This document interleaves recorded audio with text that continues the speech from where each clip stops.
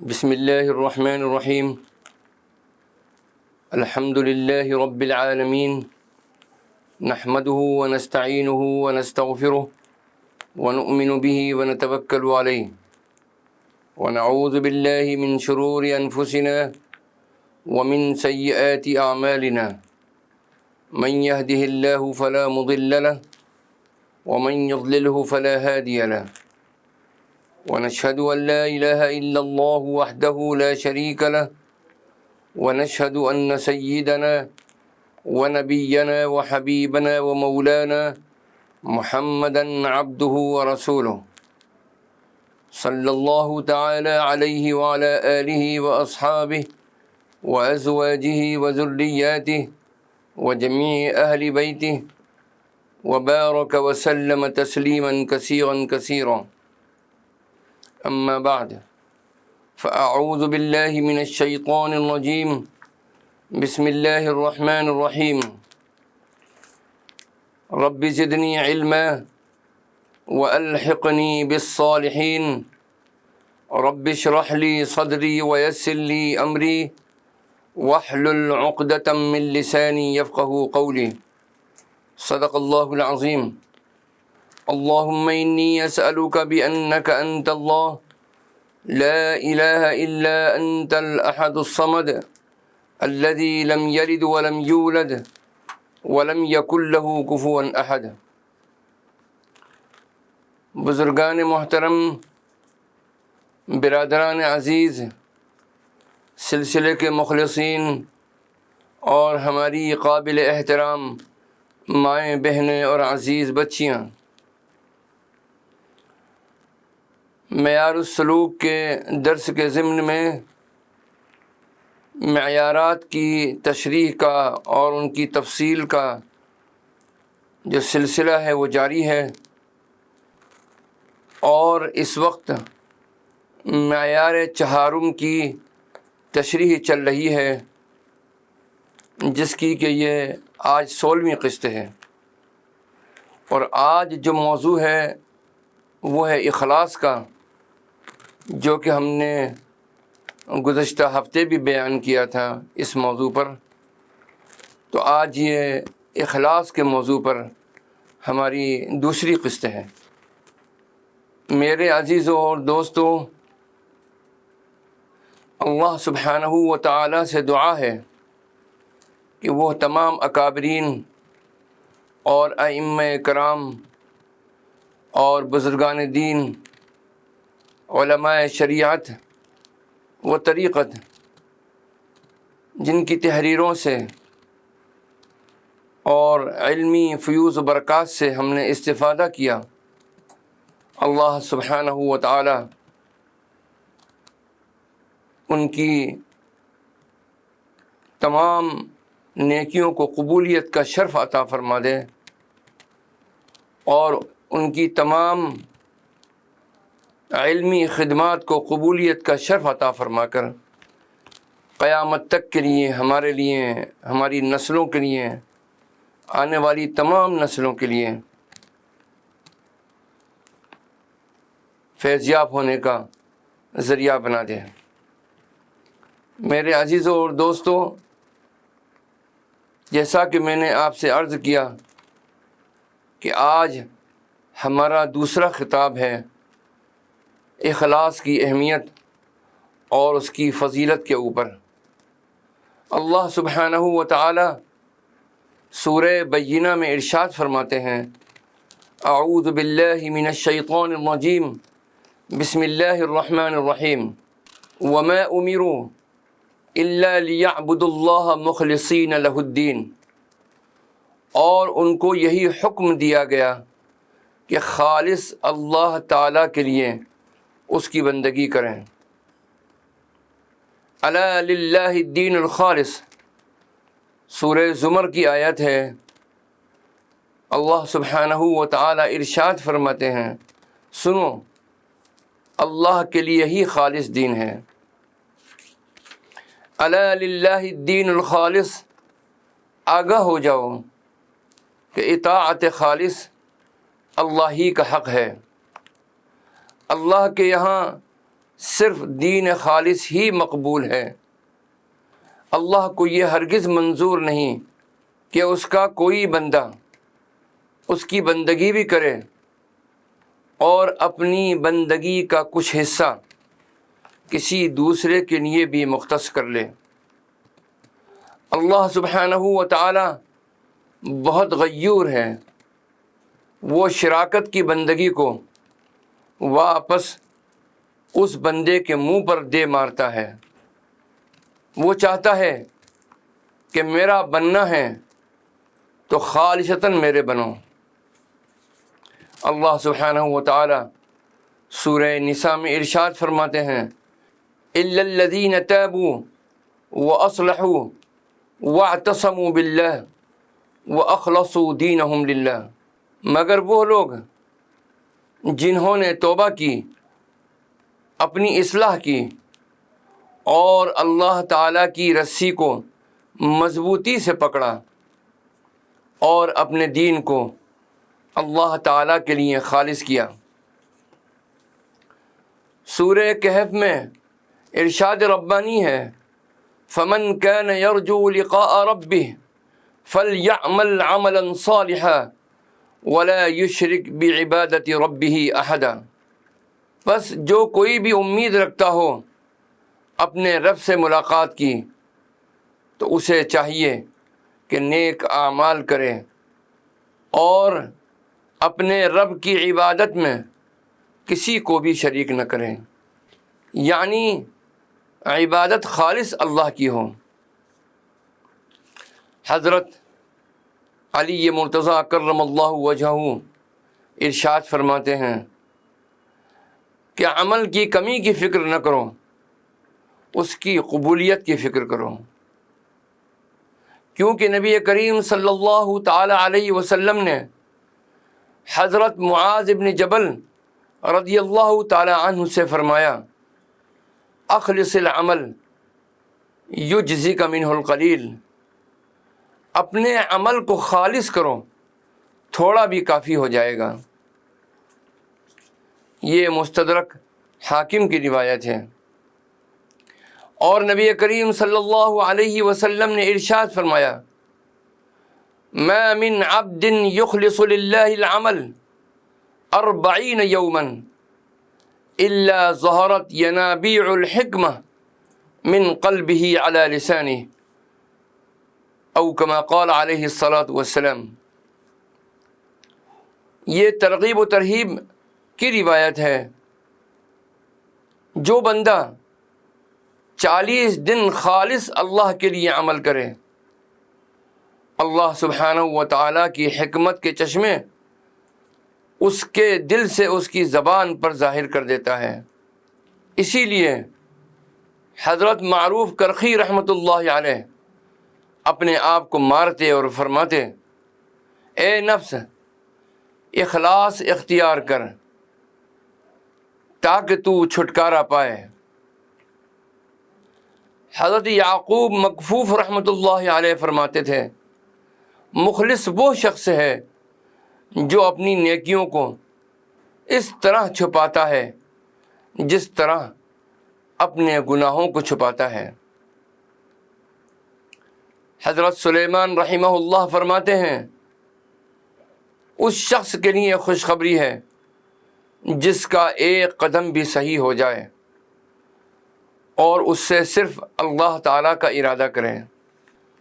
حضرت عمر بن خطاب رضی اللہ تعالی عنہ حضرت ابو موسیٰ اشعری رضی اللہ تعالی عنہ کو لکھتے ہیں کہ جس کی نیت صحیح ہو جائے اللہ تعالیٰ اسے اس کی ان باتوں میں کفایت کرتا ہے جو اس کے اور لوگوں کے درمیان ہیں۔ اللہ تعالیٰ کے ایک ولی نے اپنے بھائی کو لکھا کہ اپنے اعمال میں خالص نیت رکھو، تمہیں تھوڑا عمل بھی کفایت کرے گا۔ حضرت ایوب السختیانی رحمۃ اللہ علیہ فرماتے ہیں عمل کرنے والوں پر سب سے زیادہ سخت نیت کو خالص کرنا ہے۔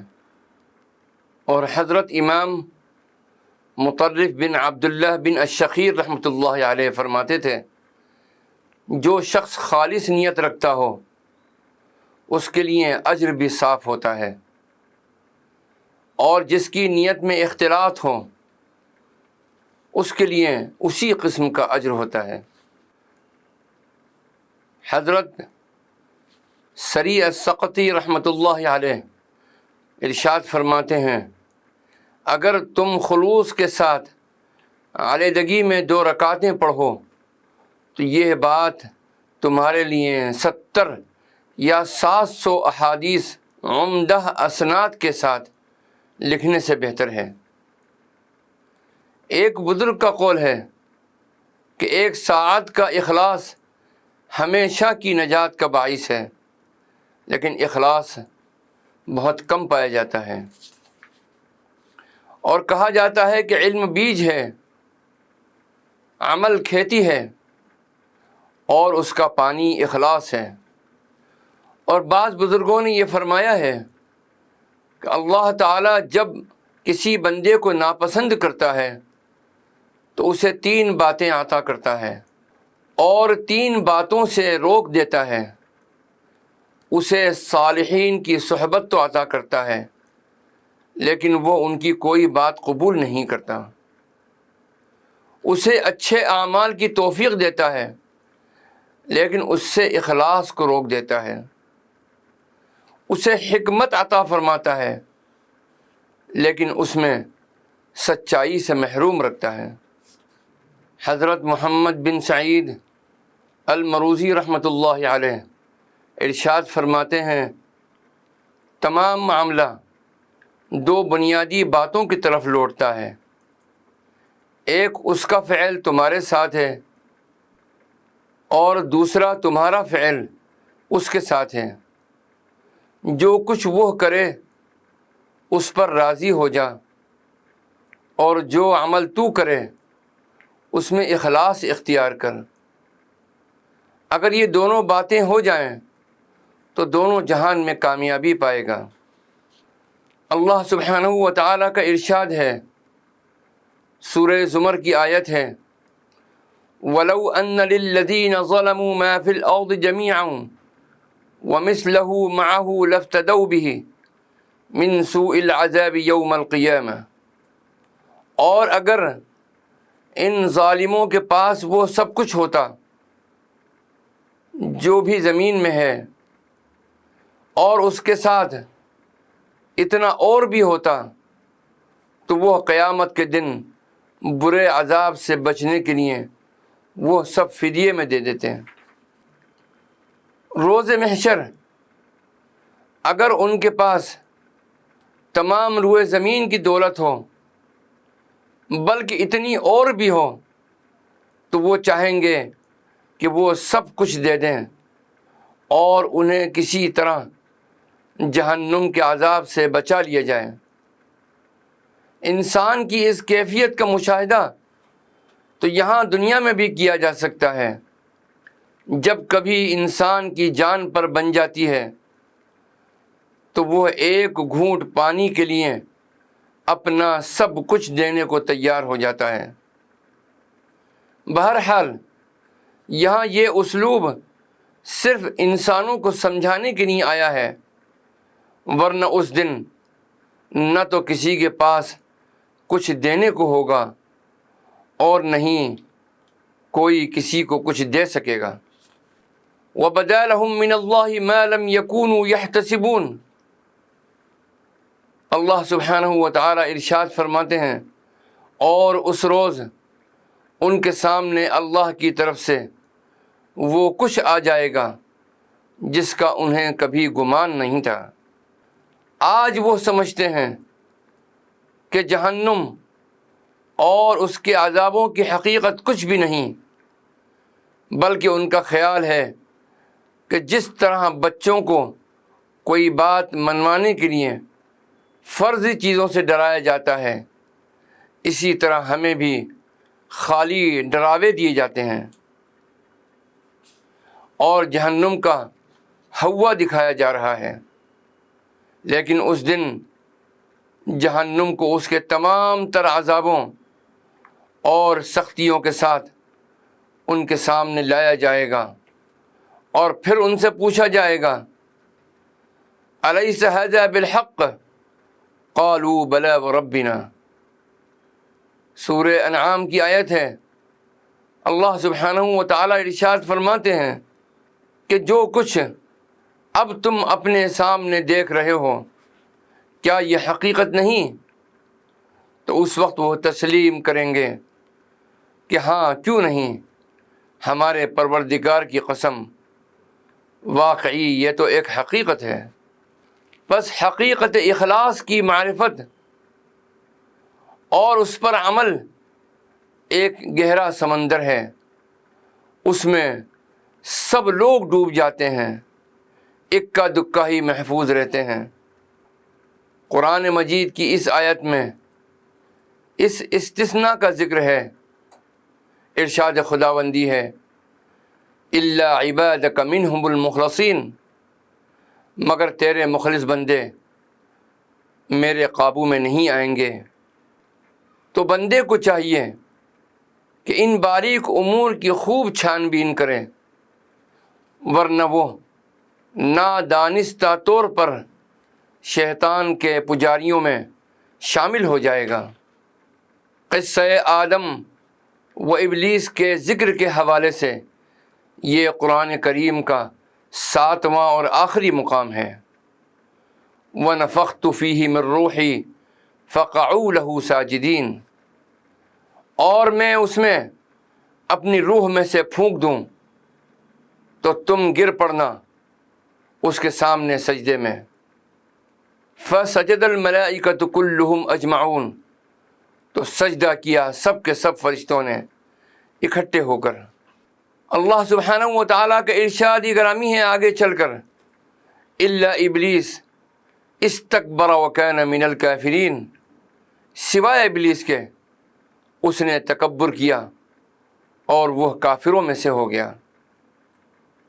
قال یا ابلیس ما منعک ان تسجد لما خلقت بیدی، اللہ سبحانہ و تعالی نے فرمایا اے ابلیس، تجھے کس چیز نے روکا کہ تو اس کو سجدہ کرتا جسے میں نے اپنے دونوں ہاتھوں سے بنایا ہے؟ استکبرت ام کنت من العالین، کیا تو نے تکبر کیا یا تو عالی مرتبہ لوگوں میں سے ہے؟ قال انا خیر منہ، تو شیطان نے کہا میں اس سے بہتر ہوں۔ خلقتنی من نار وخلقتہ من طین، شیطان کہتا ہے کہ مجھے تو نے بنایا ہے آگ سے اور اس کو بنایا مٹی سے۔ قال فاخرج منها فإنك رجیم، اللہ سبحانہ و تعالی نے فرمایا نکل جاؤ یہاں سے، اب تم مردود ہو گئے ہو۔ وَإِنَّ عَلَيْكَ لَعْنَتِي إِلَى يَوْمِ الدِّينِ، اور اب تم پر میری لعنت رہے گی جزا اور سزا کے دن تک۔ قال رب فانظرنی الی یوم یبعثون، اس نے کہا پروردگار پھر مجھے مہلت دے دے اس دن تک جب یہ لوگ دوبارہ اٹھائے جائیں گے۔ قال فإنک من المنظرین، اللہ تعالیٰ نے فرمایا ٹھیک ہے، تمہیں یہ مہلت دے دی گئی۔ الی یوم الوقت المعلوم، اس دن تک جس کا وقت طے شدہ ہے۔ تمہارے کہنے کے مطابق تمہیں اس دن تک مہلت دے دی گئی ہے جس دن آدم اور اس کی پوری نسل کو دوبارہ اٹھایا جائے گا۔ قال فبعزتک لأغوینہم اجمعین، اس نے کہا بس تیری عزت کی قسم میں ان سب کو گمراہ کر کے رہوں گا۔ الا عبادک منہم المخلصین، سوائے ان میں سے تیرے ان بندوں کے جنہیں تو نے خالص کر لیا ہو۔ قال فالحق والحق اقول، اللہ سبحانہ و تعالی نے فرمایا تو حق یہ ہے اور میں تو حق ہی کہتا ہوں، لَأَمْلَأَنَّ جَهَنَّمَ مِنْكَ وَمِمَّنْ تَبِعَكَ مِنْهُمْ أَجْمَعِينَ، کہ پھر میں بھی بھر کر رہوں گا جہنم کو تجھ سے اور ان سب سے جو تیری پیروی کریں گے۔ ہر چیز میں ملاوٹ ممکن ہے، جب وہ ملاوٹ سے پاک و صاف ہوتا ہے تو اسے خالص کہتے ہیں، اور جس فعل سے وہ عمل صاف ہوتا ہے اس کو اخلاص کہتے ہیں۔ ارشاد خداوندی ہے، نسقیکم مما فی بطونہ من بین فرث ودم لبنا خالصا سائغا للشاربین، اور ہم تمہیں ان جانوروں کے پیٹ سے گوبر اور خون کے درمیان سے دودھ پلاتے ہیں جو خالص ہے اور پینے والوں کے لیے خوشگوار ہے۔ دودھ کا خالص ہونا یہ ہے کہ اس میں خون اور گوبر بلکہ کسی ایسی چیز کی آمیزش نہ ہو جو اس میں مل سکتی ہے۔ اخلاص کی ضد شرک کرنا ہے، پس جو شخص مخلص نہیں ہوتا وہ مشرک ہوتا ہے، لیکن شرک کے کئی درجات ہیں۔ اخلاص کے بارے میں بہت سے اکابرین اور ائمہ کرام کے اقوال ہیں۔ حضرت سہل رحمۃ اللہ علیہ فرماتے ہیں، اخلاص یہ ہے کہ بندے کی حرکت و سکون سب کچھ خاص اللہ تعالیٰ کے لیے ہو۔ آپ کا یہ قول جامع ہے اور پوری غرض کو گھیرے ہوئے ہے۔ حضرت ابراہیم بن ادم رحمۃ اللہ علیہ کے قول کا بھی یہی مطلب ہے۔ آپ نے فرمایا، اخلاص اللہ تعالیٰ کے ساتھ نیت کو سچا کرنے کا نام ہے۔ حضرت سہل رحمۃ اللہ علیہ سے پوچھا گیا کہ نفس پر سب سے زیادہ سخت بات کیا ہے؟ آپ نے فرمایا، اخلاص، کیونکہ اس میں نفس کا اپنا کوئی حصہ نہیں ہے۔ سرکار دو عالم صلی اللہ تعالی علیہ وسلم کا بیان ہے، آپ سے اخلاص کے بارے میں پوچھا گیا تو آپ صلی اللہ علیہ وسلم نے ارشاد فرمایا، ان تقول ربی اللہ ثم استقیم کما امرت او کما قال علیہ الصلاۃ والسلام، تم کہو میرا رب اللہ سبحانہ و تعالی ہے، پھر اس پر استقامت اختیار کرو جیسا کہ تمہیں حکم دیا گیا ہے۔ حضرت عبدالعزیز بن رواد رحمۃ اللہ علیہ نے فرمایا، میں اس گھر بیت اللہ شریف کا 60 سال مجاور رہا اور میں نے 60 حج کیے، لیکن میں نے اللہ تعالیٰ کے لیے جو بھی عمل کیا اس میں اپنے نفس کا محاسبہ کیا تو شیطان کا حصہ اللہ تعالیٰ کے حصے سے زیادہ پایا۔ کاش میرا حساب برابر ہو، نفع نہ ہو تو نقصان بھی نہ ہو، لیکن اس کے باوجود آفت اور ریا کے خوف سے عمل کا چھوڑنا مناسب نہیں ہے، کیونکہ شیطان کی انتہائی آرزو یہی ہوتی ہے۔ مقصود تو یہ ہے کہ اخلاص نہ جانے پائے، اور جب عمل کو چھوڑے گا تو عمل اور اخلاص دونوں چلے جائیں گے۔ منقول ہے کہ ایک فقیر حضرت ابو سعید خراز رحمۃ اللہ علیہ کی خدمت کیا کرتا تھا اور ان کے اعمال میں مدد کرتا تھا۔ ایک دن حضرت ابو سعید رحمہ اللہ نے حرکات کے سلسلے میں اخلاص کا ذکر کیا تو فقیر ہر حرکت میں دل کی نگرانی کرنے لگا اور اخلاص کو تلاش کرتا، چنانچہ اس کے لیے حاجات کی تکمیل بھی مشکل ہو گئی، جس سے شیخ کو نقصان ہوا۔ انہوں نے فقیر سے پوچھا، کام کیوں نہیں کرتے؟ تو اس نے بتلایا کہ میں نفس سے حقیقت اخلاص طلب کرتا ہوں اور میرا نفس اخلاص سے عاجز ہے، لہذا میں اسے چھوڑ دیتا ہوں۔ حضرت ابو سعید رحمۃ اللہ علیہ نے فرمایا اس طرح نہ کرو، کیونکہ اخلاص عمل کو ختم نہیں کرتا، لہذا ہمیشہ عمل کرو اور اخلاص کی کوشش کرو۔ میں نے تم سے یہ نہیں کہا کہ عمل چھوڑ دو، میں نے تو صرف یہ کہا کہ عمل میں اخلاص پیدا کرو۔ حضرت فضیل رحمہ اللہ نے فرمایا لوگوں کی وجہ سے عمل کو چھوڑنا ریا میں شامل ہے، اور مخلوق کو دکھانے کے لیے عمل کرنا شرک ہے۔ اللہ سبحانہ و تعالی ہمیں اخلاص کامل نصیب فرما دے، اور ہم کو ہمارے اعمال حسنہ میں استقامت بھی نصیب فرما، اور ہمیں شرک جلی اور شرک خفی ہر طرح کے شرک سے محفوظ و مأمون فرما۔ آمین ثم آمین یا رب العالمین، والصلاة والسلام علی النبی الکریم، والسلام علیکم ورحمۃ اللہ وبرکاتہ۔ بسم اللہ الرحمن الرحیم۔ اللہم صل علی سیدنا و مولانا محمد وعلى آل سيدنا ومولانا محمد وبارك وسلم۔ اللهم أنت السلام ومنك السلام، تباركت يا ذا الجلال والإكرام۔ ربنا آتنا في الدنيا حسنة وفي الآخرة حسنة وقنا عذاب النار۔ ربنا هب لنا من أزواجنا وذرياتنا قرة أعين واجعلنا للمتقين إماما۔ رب اجعلني مقيم الصلاة ومن ذريتي ربنا وتقبل دعاء۔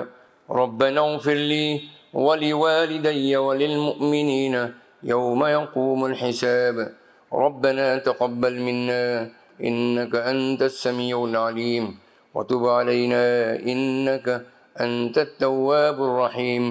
وصلى الله تعالى على خير خلقه سيدنا محمد وعلى آله وأصحابه أجمعين برحمتك يا أرحم الراحمين۔